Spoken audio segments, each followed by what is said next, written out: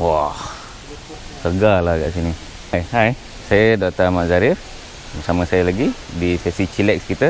Sekarang kita berada di Taman Botanical Aikro Melaka. Okey. So, syoknya kat sini pokok-pokok dia banyak. Kita segar lah rasa dia. Patutlah ramai orang jogging. Cik, saya jaranglah jogging kat sini kan. Okey. So, hari ni kita nak bercakap berkenaan 5 penyakit popular di Malaysia. Okey.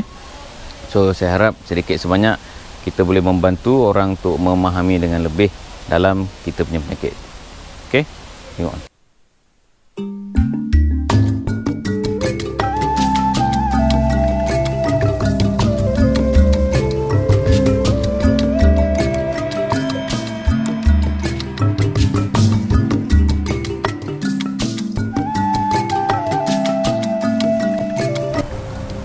Okey, so macam yang kita katakan tadi, kita nak bincang mengenai 5 penyakit yang popular.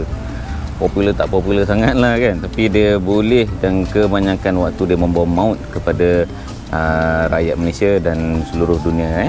Okey, so penyakit pertama, korang rasa apa agak-agaknya? Paling popular dulu orang kata apa, 3 serangkai, penyakit 3 serangkai. Sekarang dah tak kira 3 serangkai dah, banyak rangkai dah dia ada kan. Okey, so nombor 1, penyakit jantung. Okey, penyakit jantung ni kita tengok dia punya kes makin meningkat. Lepas tu golongan umur yang kena penyakit jantung ni sekarang ni, dia dah pergi ke orang muda. Dia dah tak kira umur dah sekarang ni. Budak-budak pun ada, sangat jarang tapi ada. Orang muda maknanya dalam 20-an, 30-an pun dah ada tau. Ada, saya rasa saya pernah share dalam video saya sebelum ni, ada orang kat taman saya, muda lagi muda dari saya, umur 20-an, baru lepas kahwin, time tu kena serangan jantung. Okey. So serangan jantung atau cardiovascular disease ni macam mana dia boleh terjadi? First sekali, saluran darah yang ke jantung tu tersumbat. Jantung dia supply darah ke seluruh bahagian badan, tapi dalam masa yang sama dia sendiri perlukan darah juga, betul tak? Dia perlukan tenaga, dia perlukan zat makanan untuk dia sendiri bergerak, sebab dia macam enjin kan, kita punya motor kan. So salur darah dekat dia tu tersumbat. Makin lama makin kecil, makin sempit. Bila kita sempitkan pipe masa kita siram pokok kan, pressure makin tinggi, betul tak? So sama, pressure makin naik, salur darah makin sumbat, dia dah tak boleh tampung, dia makin lemah. Kalau sesiapa yang ingat video-video lama saya dulu, saya beritahu dulu jantung besar ni, lepas tu dia dah makin bengkak, makin besar kan. Lepas tu bila salur darah yang tersumbat tu, bahagian yang dia supply start mati. Bila bahagian tu start mati, dia dah tak bergerak. Sepatutnya dulu dia pump macam ni, sekarang dia pump sebelah dah tak gerak sebab bahagian tu dah mati. So peredaran darah jadi tak cantik, habis. Itu penyakit jantung. Okay, so nombor 2 pula, nanti kita beritahu lah apa nak buat lah. Okay, nombor 2, stroke. Stroke dia ada 2 jenis. Dia ada stroke hemorrhagic, dengan satu lagi dia ada stroke ischemic. Okay, stroke hemorrhagic ni yang mana macam tadi, pressure dah tinggi, salur darah kat otak tu pop, meletup, pecah. So bila salur darah kat situ meletup, pecah, dia akan ganggu otak tu. Darah dah berkumpul, dia menekan otak tu, function dia makin kurang, dia dah tak boleh gerak kan. Sebab siapa yang kawal satu badan ni? Organ mana? Jantung. So dah tak boleh. Satu lagi ischemic. Ischemic, salur darah ke bahagian jantung tu mati, tersumbat, sempit. So bahagian tu tak dapat salur darah, sama macam jantung tadi, dia pun mati juga. Okey. Stroke pun sekarang makin meningkat. Mungkin orang makin stres sekarang ni kan. Lepas tu tak jaga pemakanan, lepas tu tak jaga kesihatan secara amnya, dia tak buat exercise, tak kontrol dia punya stres tadi tu. So benda-benda ni sayang sebab kita duduk kat muka bumi ni, kita ada tanggungjawab kita. Allah, Tuhan bagi kita tanggungjawab kat muka bumi ni. Kita kena, bagi saya lah, kita kena tolong komuniti, kita kena buat baik untuk semua orang semua kan. Kalau mak ayah dia nak kena bantu anak-anak dia nak kena bekerja untuk dapatkan duit untuk anak-anak. Tapi bila dah jadi macam tu, kena nak buat. Masa pressure tu tinggi, kadang kita tegur lah juga. Macam saya tegur kawan-kawan, makan ubat ni, kau punya ni pressure ni macam mana, kau bila last check semua kan? Tak apa lah, aku tak rasa apa pun kan? Tak ada pening, tak ada sakit, semua dia cakap. Sayang, time tu patut rawat kan. Bila dah stroke, dah tak boleh gerak. Saya tanya, kalau kau stroke besok, senang tak? Dia tu susah. Mana ada, senang, makan tanggung berak jangkung kan? Kita baring kan, orang lain suap, orang lain buat semua benda. Macam nak so jaga okey. Nombor 3, kanser. Kanser dekat Malaysia ni yang antara popular ataupun yang paling banyak membawa kematian adalah satu payudara, usus besar, limfa, satu nasopharyngeal lah. Sebab mungkin lah nisbah perempuan lagi tinggi dari lelaki, maka kanser payudara ni agak tinggi di Malaysia. Okey. So itu something yang nak cegah agak susah sikit. Sebab up till now dia tak ada proper kajian yang menunjukkan apa betul-betul penyebab itu. Okay, kita boleh katalah jaga pemakanan, jaga gula, stress and all that. And then some more dia kata apa ni, makanan yang arang-arang means yang cakul, ada cakul tu kan, kita bakar punya, itu kena kurangkan. Dia kata itu pun salah satu penyebab. So itu ikut kajian lah. Tapi kita pun tak tahu sebenarnya. Okay, tahu-tahu nanti dah kena. So apa yang kita boleh buat dekat sini dekat, untuk penyakit kanser ni, always saring diri kita. Saya selalu nasihatkan setahun 2 kali, maknanya setiap 6 bulan. Bila kita selalu saring, kita dapat tangkap dia peringkat awal. Itu yang paling penting. Bila tangkap dia peringkat ujung-ujung, stage 4 dah, apa nak buat kan? Kejap je, lepas tu tak berapa bulan, ada yang 3-6 bulan kalau hati punya 6 bulan habis.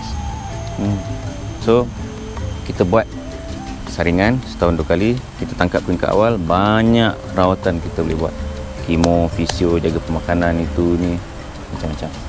Saya selap hilang dia kan. Tapi dia ada risiko untuk dia relapse. Relapse maknanya dia boleh datang balik. But jagalah, always saring lah. Dah pernah kena, saring lagi lebih ketat kan. Okay, so jaga-jaga yang tu Okay, buat check up. Nombor tadi tu 2, 3, sekarang nombor 4. Nombor 4, kegagalan buah pinggang. Kegagalan buah pinggang ni pun sama, setiap tahun 2,400 kes peningkatan kita nampak. So gagal buah pinggang apa nak buat? Tak ada buat apa lah, cuci je kan, macam mana kan. So apakah penyebab kepada kegagalan buah pinggang ni?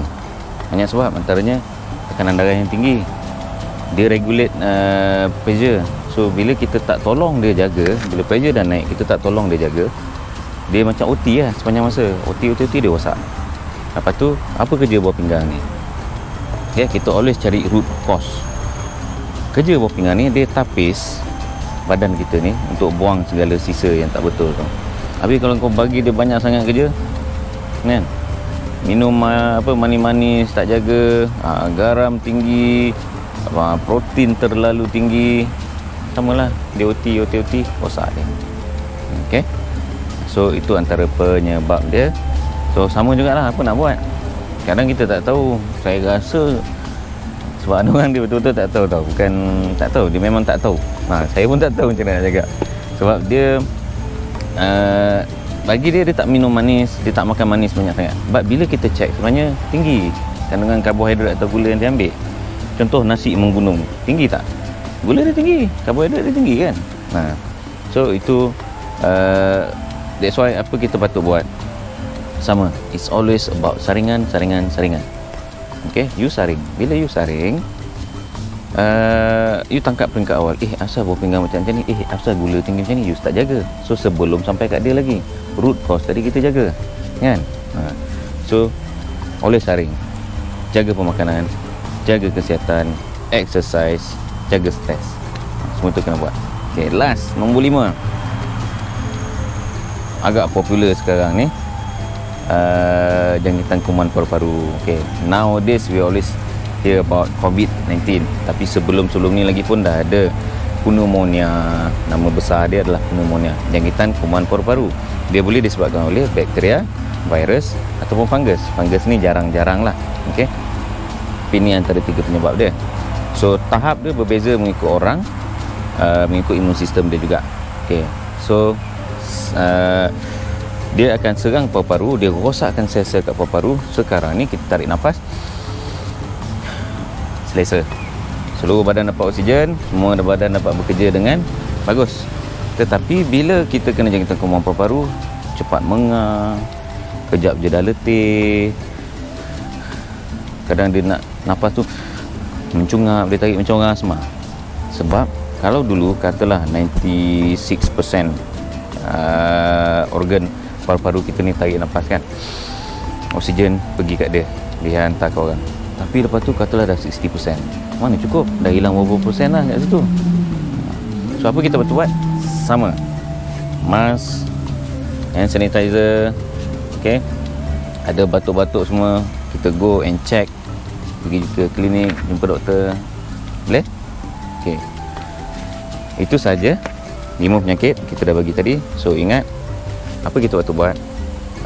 Apa yang kita patut buat adalah ujian saringan tadilah, ujian darah, ujian air kencing. Okay, check, buat x-ray, tengok paru-paru kita dari masa ke semasa. Dan yang paling baik sekali adalah menyediakan payung sebelum hujan. Saya menyeru semua orang Malaysia lah, berkemampuan, kalau tak berkemampuan tu cuba carilah kemampuan dapatkan insurans. Saya tak jual insurans saya tak jual insurans, tapi it's good thing to have. Sebab sediakan payung sebelum hujan. Dah kena besok macam bawah pinggang tadi, 300,000 kot, mana nak cari duit? So itu peri pentingnya. Go and get, carilah mana-mana kawan yang menjual tu. Selama ni kita asyik silent dengan dia semua, try to go minta quotation, tanya macam mana. Okay, baik, itu saja daripada saya hari ini. Sila like, share dan komen video ni kalau dapat sesuatu, and then berjumpa kita lagi di waktu akan datang. Alright, thank you.